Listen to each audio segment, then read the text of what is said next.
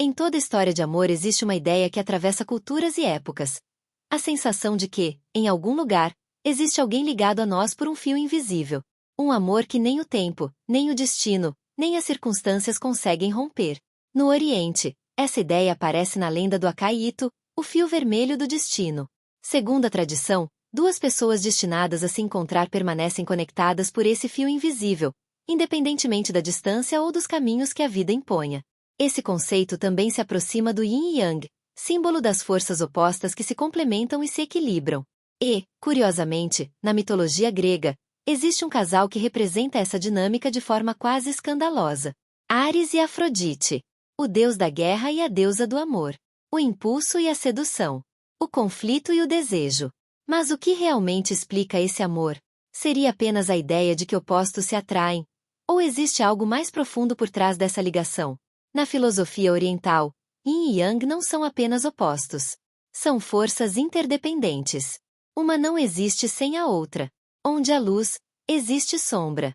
Onde há criação, existe destruição. Onde há vida, existe transformação.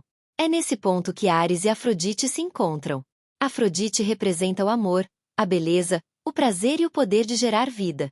Ela simboliza o feminino receptivo, sedutor e criador. Áries representa a guerra, a força bruta, o impulso sem censura e o desejo primitivo. Ele simboliza o masculino ativo, intenso e indomável. Eles não são apenas diferentes. Eles representam forças que, quando separadas, permanecem incompletas. O relacionamento entre eles escandaliza o Olimpo porque começa como um amor proibido. Afrodite era casada com Hefesto, deus das forjas e irmão de Áries. Esse casamento foi arranjado por Hera e não refletia os desejos nem a essência de Afrodite. Mas nem o casamento, nem as regras do Olimpo foram capazes de impedir a força desse vínculo. Quando o romance entre Áries e Afrodite foi descoberto, eles foram expostos e humilhados diante dos deuses. Ainda assim, o relacionamento não terminou. Ele apenas atravessou pausas, ciclos e reencontros. Porque o amor entre eles não depende da aprovação dos outros. Ele nasce do instinto, do desejo e daquilo que não pode ser controlado pela lógica ou pela moral social. Os filhos desse relacionamento representam exatamente esse paradoxo. Eros simboliza o desejo irracional. Anteros representa o amor correspondido. E Meros expressa o anseio ardente. Fobos e Deimos simbolizam o medo e o terror que acompanham o desejo e o risco de perder aquilo que se ama. E a harmonia representa o equilíbrio que surge quando forças opostas se unem. À primeira vista, amor e guerra parecem inimigos naturais. Mas, em essência, eles revelam dois lados da mesma experiência humana. O amor sem desejo pode se tornar apático. O desejo sem tensão pode se tornar superficial. E o conflito sem amor se torna vazio e destrutivo. Áries e Afrodite mostram que o amor também precisa de intensidade para se manter vivo. E a guerra, muitas vezes, nasce daquilo que é profundamente desejado. Eles representam a força que cria e a força que destrói. A pulsão de vida e a pulsão de transformação. O desejo que seduz e a paixão que consome.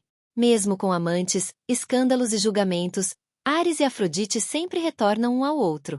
O relacionamento deles não segue regras nem busca legitimidade social. Ele simplesmente existe.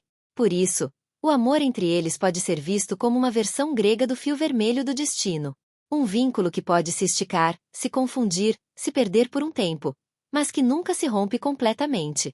Esse mito também revela algo mais íntimo. Dentro de cada pessoa existe um pouco de Áries e um pouco de Afrodite. Existe o desejo de se entregar e o desejo de se afirmar. Existe o impulso de amar e o impulso de lutar. Porque amar, muitas vezes, também significa enfrentar medos, inseguranças, traumas e cicatrizes emocionais. Essa tensão, que pode parecer caos, também é uma força criativa e transformadora. É um movimento constante entre aproximação e conflito, entre desejo e vulnerabilidade. Assim como no Yin e Yang, forças opostas podem parecer separadas, mas são, na verdade, inseparáveis. A história de Áries e Afrodite não é um conto de fadas tradicional. É uma narrativa intensa, contraditória e profundamente humana. É o tipo de amor que desafia, que tira da zona de conforto e que transforma quem se envolve com ele. Amar também pode significar encarar o próprio caos. Reconhecer desejos, limites e fragilidades. É um encontro com o outro, e também com aquilo que existe dentro de nós. Áries e Afrodite permanecem ligados como símbolos dessa força que queima e, ao mesmo tempo, cura.